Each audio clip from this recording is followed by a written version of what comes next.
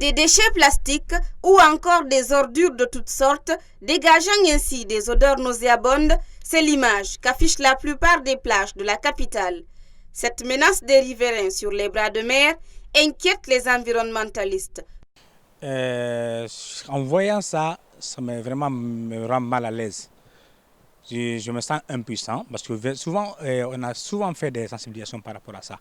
Mais on comprend ici il y a le manque de l'application des règlements et textes. Et puis, les populations, chacun fait ce qu'il veut. Sinon, ces bordures de mer, ils auraient dû être d'autres choses que de les polier. Regardez la plage de Roqueban aujourd'hui.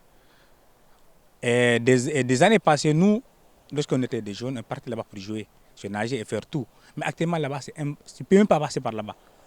Ils ont construit tout au lit des bordures de mer, donc personne ne dit rien. Alors que c'est nous les populations qui partons là-bas et salir là-bas. La mer n'accepte jamais la saleté.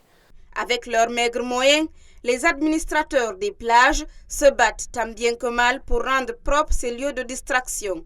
Pour une gestion rationnelle des ordures sur ces bras de mer, ces jeunes entrepreneurs comptent sur le soutien de l'État. Pour la gestion des ordures en bordure de mer, nous le faisons manuellement et je vous assure que c'est très compliqué et très fatigant parce que nous le faisons avec les moyens de bord, c'est-à-dire les brouettes, des râteaux, des balais, avec une équipe très restreinte, de sorte que nous demandons à tout le monde, bonne volonté, à toutes les associations qui peuvent nous aider de venir au secours.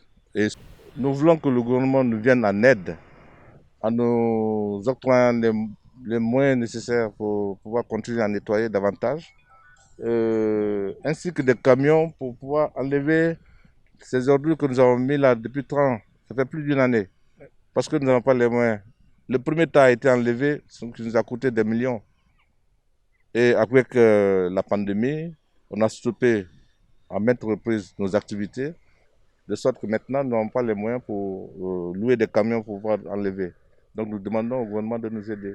En 2019, lors d'un conseil des ministres, le président Alpha Condé a ordonné que la mission des brigades urbaines motorisées nouvellement créées soit étendue au respect de l'interdiction des dépôts d'ordures sur les bordures de mer. Une décision qui est restée sans effet sur la protection de l'environnement.